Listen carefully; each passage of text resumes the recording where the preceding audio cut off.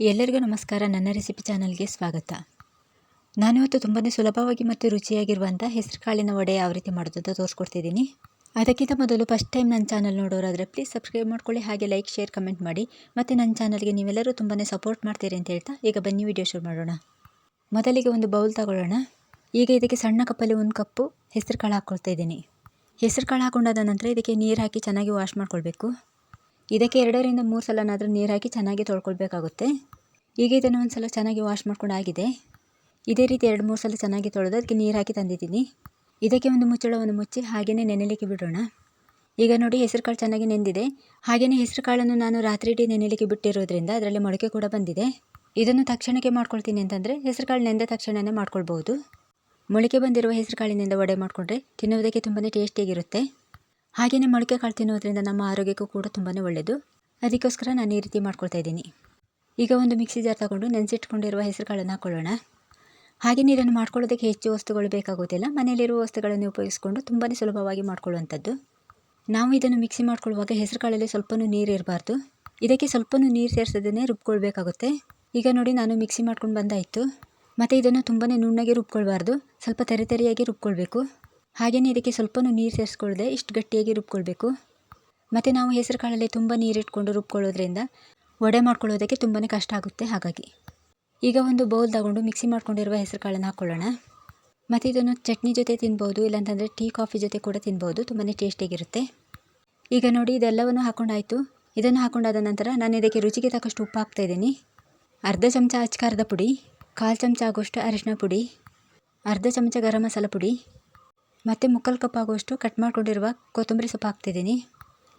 ಮತ್ತು ಕರಿಬೇವಿನ ಸೊಪ್ಪು ಅದು ಕೂಡ ಕಟ್ ಮಾಡಿ ಸೇರಿಸ್ಕೊಳ್ತಿದ್ದೀನಿ.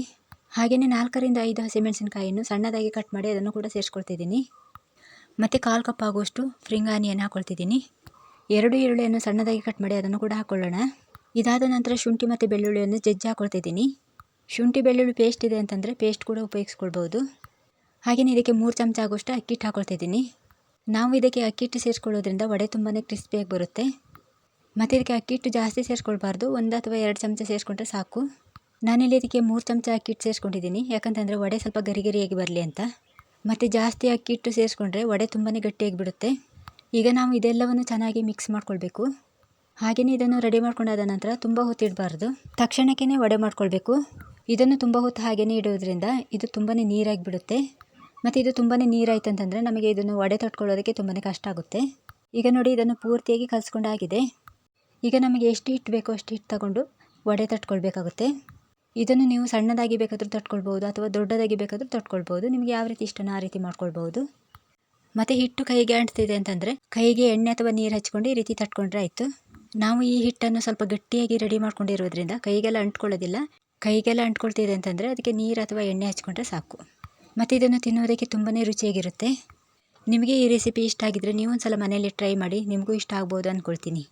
ಮತ್ತು ಇದನ್ನು ತುಂಬಾ ಸುಲಭವಾಗಿ ಮಾಡ್ಕೊಳ್ಬೋದು. ಮತ್ತು ಇದನ್ನು ಮನೆಯಲ್ಲಿರೋ ವಸ್ತುಗಳನ್ನು ಉಪಯೋಗಿಸಿಕೊಂಡು ಮಾಡ್ಕೊಳ್ತಿರೋದ್ರಿಂದ ತಿನ್ನೋದಕ್ಕೆ ಹೆಲ್ದಿಯಾಗಿ ಇರುತ್ತೆ, ಟೇಸ್ಟಿಯಾಗೂ ಕೂಡ ಇರುತ್ತೆ.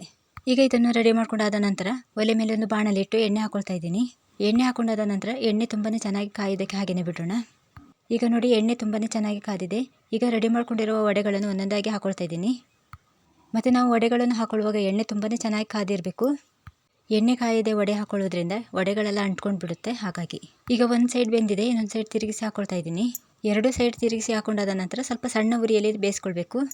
ನಾವು ದೊಡ್ಡ ಉರಿ ಇಟ್ಕೊಂಡು ಬೇಯಿಸ್ಕೊಳ್ಳೋದ್ರಿಂದ ಹೊರಗಡೆ ಎಲ್ಲ ಬೆಂದಿರುತ್ತೆ, ಒಳಗಡೆ ಎಲ್ಲ ಹಾಗೇ ಇರುತ್ತೆ. ಹಾಗಾಗಿ ಸಣ್ಣ ಉರಿ ಇಟ್ಕೊಂಡು ಬೇಯಿಸ್ಕೊಳ್ಳೋದ್ರಿಂದ ಒಳಗಡೆ ಎಲ್ಲ ಚೆನ್ನಾಗಿ ಬೆಂದಿರುತ್ತೆ.